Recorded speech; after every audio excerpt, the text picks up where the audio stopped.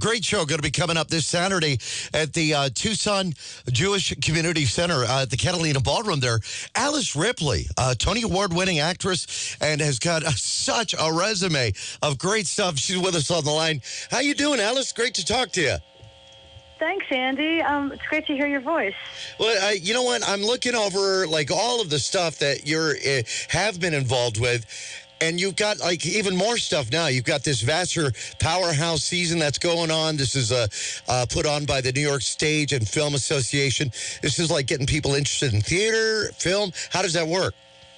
Well, I'm actually on a break right now, a short break just to call you, Andy. I'm in rehearsal on the Vassar campus, and it's called the Powerhouse Theater. It's a festival of plays and readings, and I'm actually working on a new musical called The Waves, based on Virginia Woolf's book.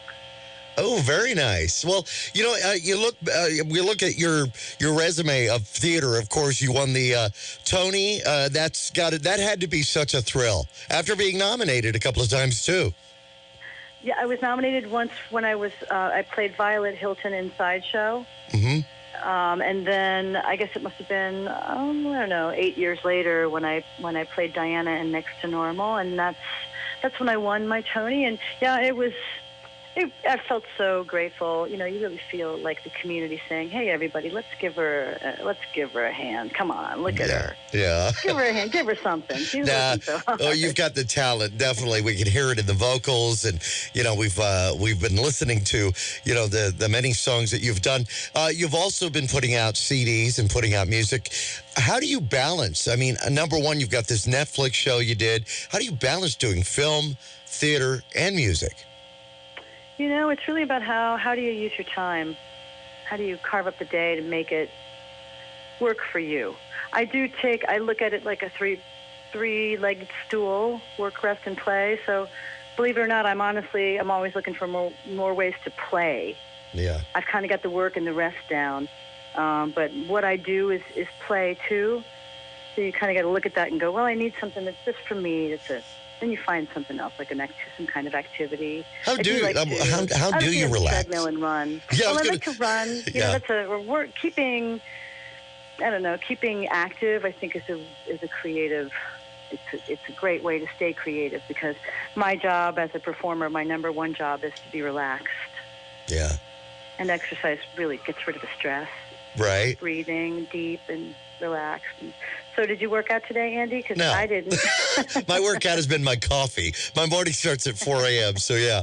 No, that's good for you, though, to get up early, yeah. It is, and I should be like sitting in the studio doing sit-ups and stuff, but no, I don't want to make the people after me feel uncomfortable.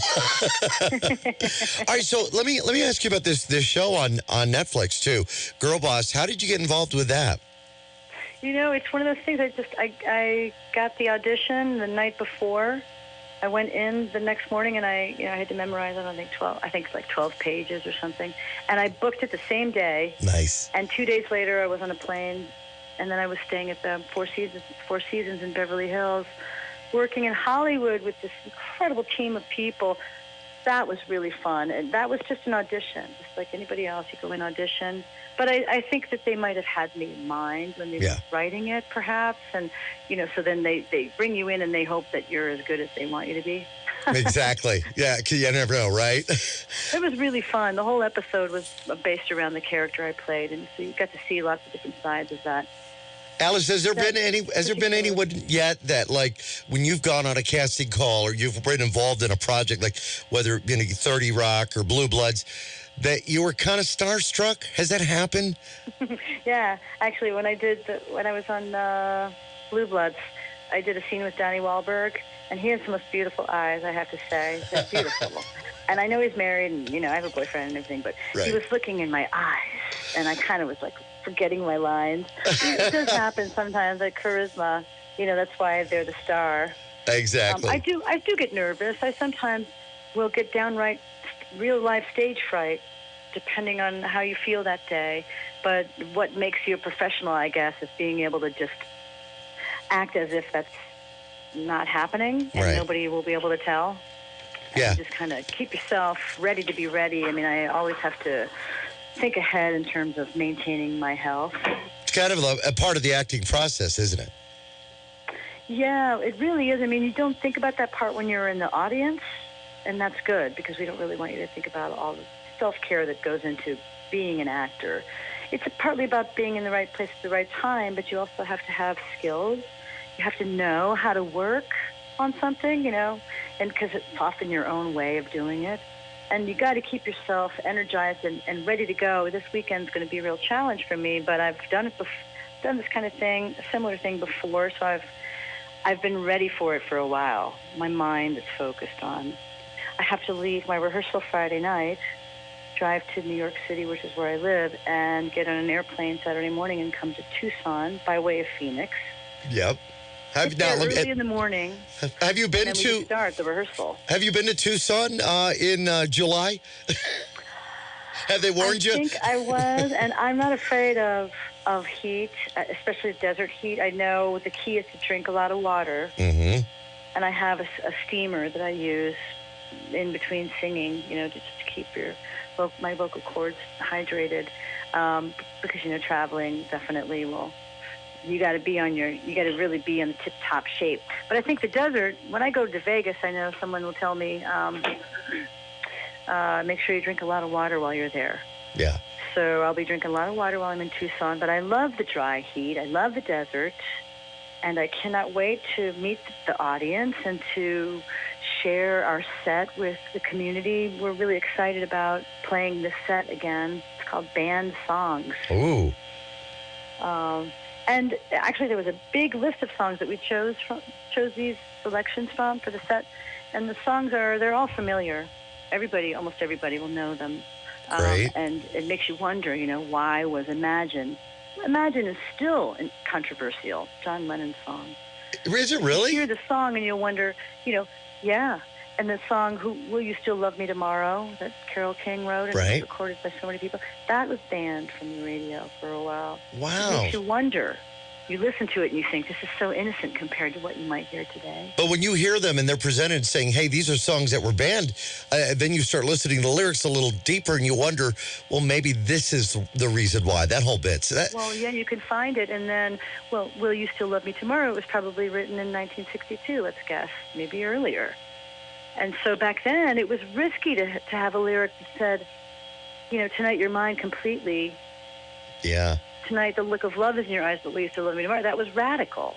It was radical to sing Walk Like an Egyptian, which is another song you said. Absolutely. And today it might still be touchy. But I would have to say, well, you guys, this is just an idea. It's a crazy fun idea. They just happen to be using that word. It's not a personal comment on somebody who is from that country. Well, it sounds like it's going to be a blast. I think it should be fun, yeah. So, again, it's happening on Saturday night. Tickets are available. They can get the tickets by showing up. They can also go to ripleyforarizona.com/Alice, and they'll be able to find those. And you're related to Catherine? Yeah, Kathy's my sister-in-law. Very cool. We call her Kat. And we're also, the whole family. I have 10 brothers and sisters, and almost everyone is going to be there this weekend. My brother Dan is going to be riding across South Carolina because he rides the Ride to Remember for Alzheimer's every year for our dad, who we lost a few years ago to Alzheimer's. Sorry to hear that. Everybody else is going to be there this weekend, so you're going to see a lot of us. Like the biggest group of people, it's going to be the Rip Docs.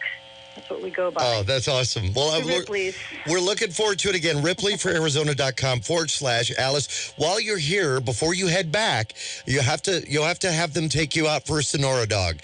Okay, I don't know if you've had one yet. Sonoran dogs are, it's a Tucson thing. Got to have one. Okay, I won't even ask you what it is. I'll just close my eyes and take a bite. You probably don't want to know. Awesome. Alice, it's great to talk to you, and thank you so much, and continued success. I'm looking forward to the show on Saturday.